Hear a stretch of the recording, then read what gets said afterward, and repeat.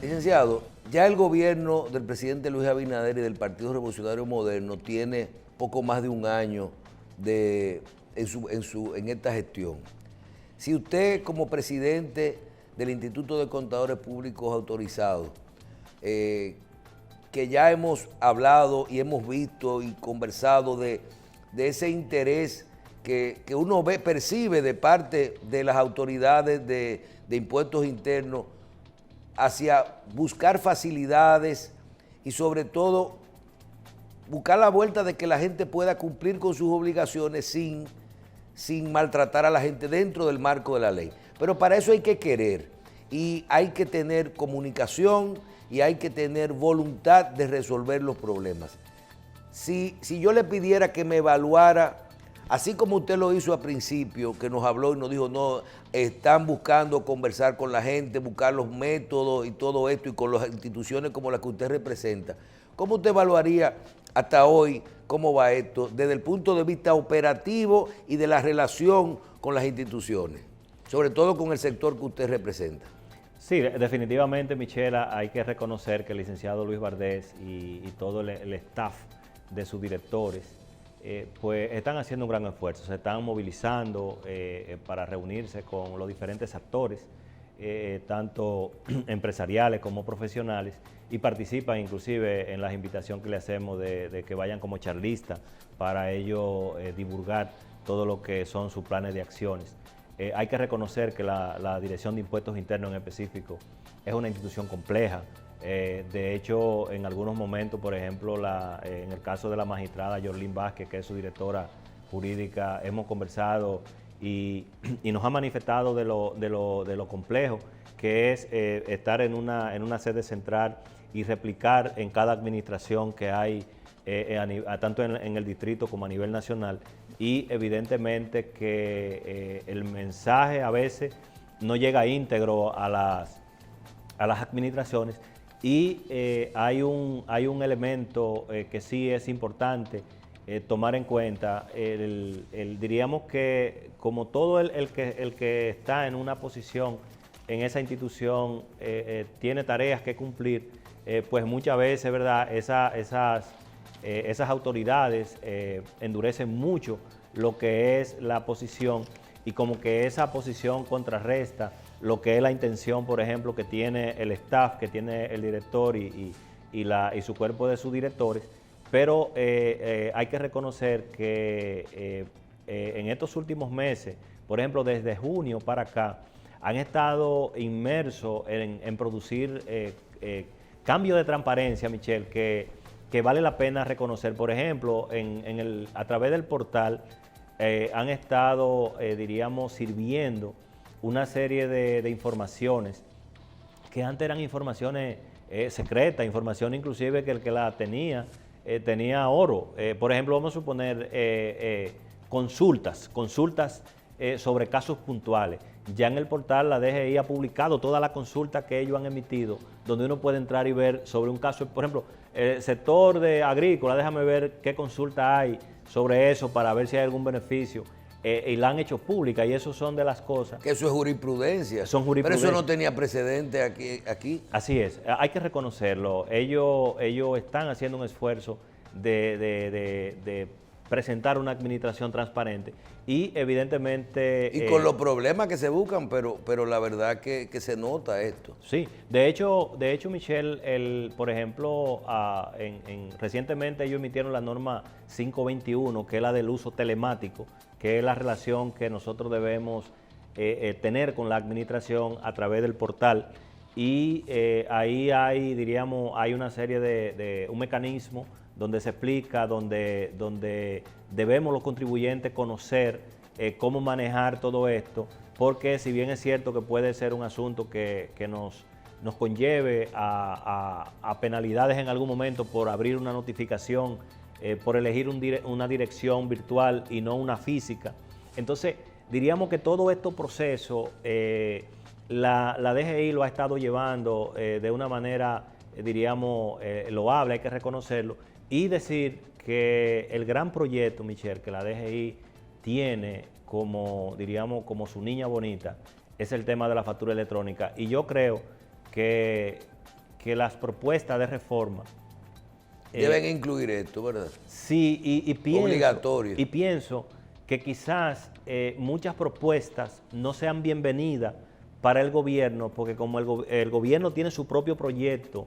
diríamos, de lucha contra la evasión, que dentro de eso la factura electrónica es el A1, pues pienso que no atenderá muchas propuestas, sino se va a concentrar más en ese proyecto que viene desarrollando e integrará. Usted es comunicador. Frénese un momentico, porque ahí hay algo que usted no debe de decir, porque usted también sabe de política y conoce muy bien cómo funciona la cosa. Usted ha manejado 20 reformas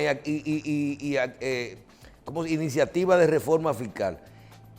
Si no se reforma ahora si no hay una reforma ahora en el 2021, ¿usted cree que en el 2022 2023, cuando comience la campaña electoral, se podrá ejecutar esto?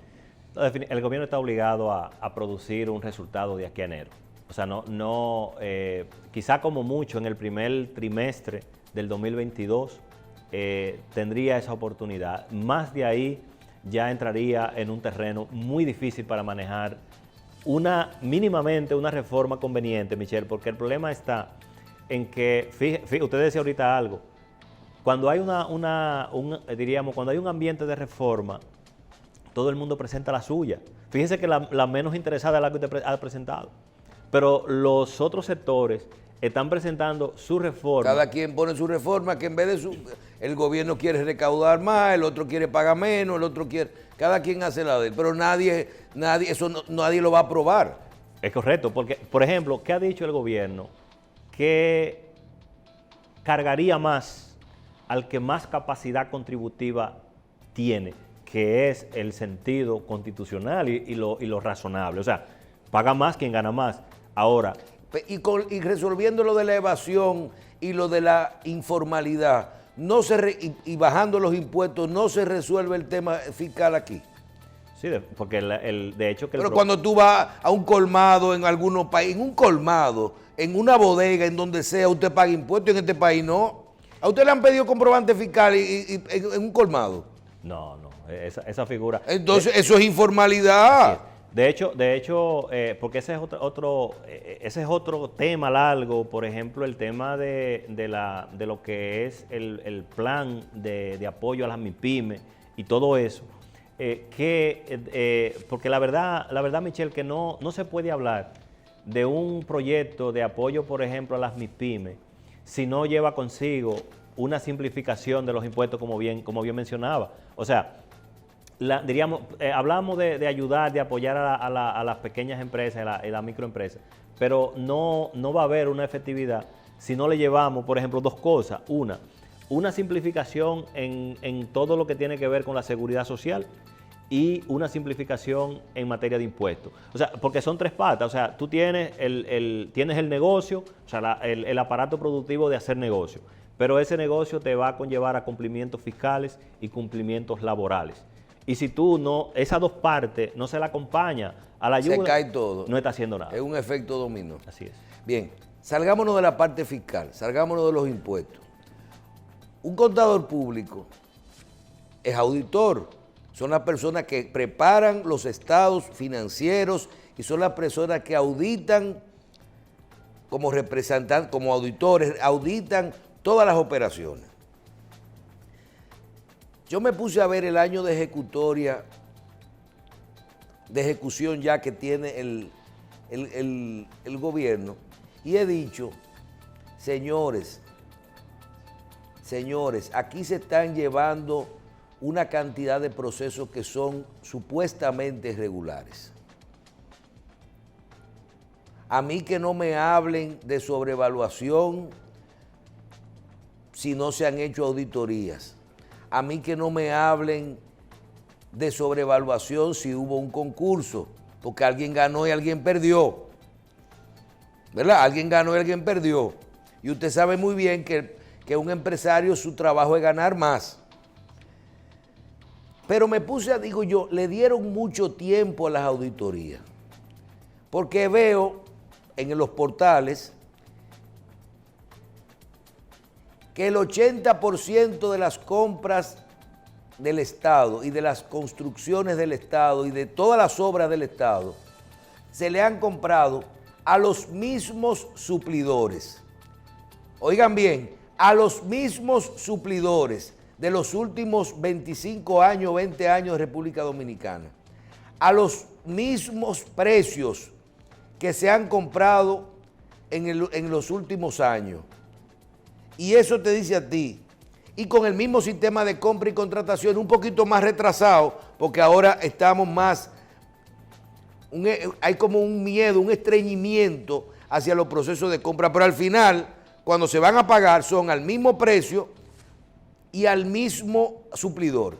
La prueba de esto es que para el gobierno poder funcionar, cuando usted coge los diferentes ministerios, usted ve que independientemente de los procesos que han tratado de abrir de obras nuevas y de nuevas transacciones, nuevas inversiones, se le ha dado continuidad a las cosas. Yo escuché al presidente en una inauguración decir que tenía que continuar esas obras y que las obras había que continuarlas por el bien, para no dejarla por mitad y para poder. Pero en el fondo, esas obras se continuaron con los mismos precios, las mismas suplidores que la tenían. Inclusive, cuando vi el caso de la Procuraduría, me dicen, pero la nueva procuradora a final del año 2020 pagó una factura de la cárcel nueva de La Victoria para poder terminar y poder abrir. A los mismos suplidores y a los mismos precios que supuestamente está sobrevaluado. Sin una auditoría. Usted es auditor.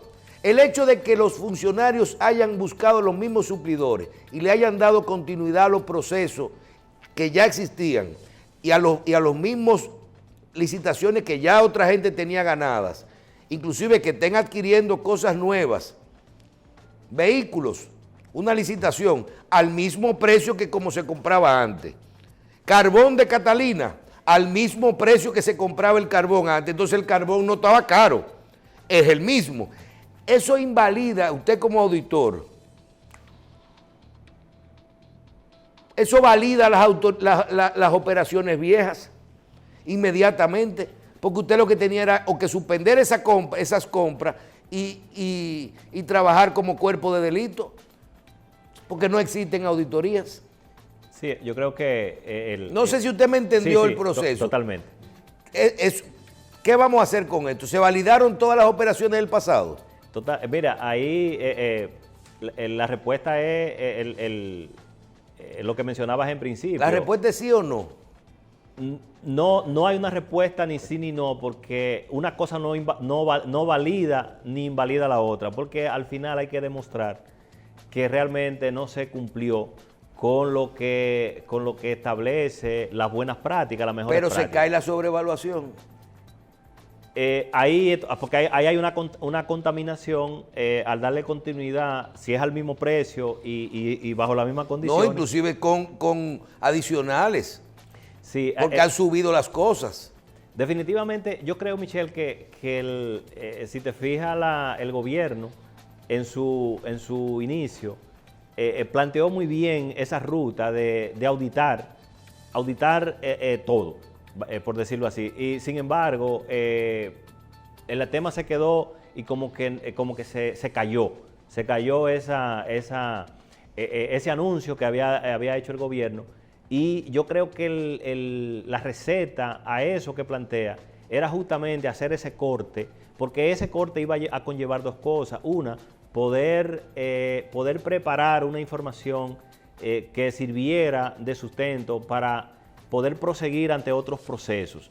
Y segundo, cambiar el suplidor. O sea, pero si lo que hay es una continuidad, entonces ahí hay un problema, porque de alguna manera tú entendiste que las transacciones que se ha hecho con ese proveedor han cumplido, o sea, porque tú has seguido. Entonces, ahí hay una, le quita fuerza en este caso, por ejemplo, a las entidades que llevan estas transacciones para poder exigir otra cosa. Pero claro, que eso no genere algún tipo de, diríamos, de hallazgo que pudiera ser susceptible, porque al final del camino, diríamos que el que le ha tocado dar continuidad, lo que tiene que asegurarse que los precios que está manejando en esta segunda etapa de continuidad sean lo pactado.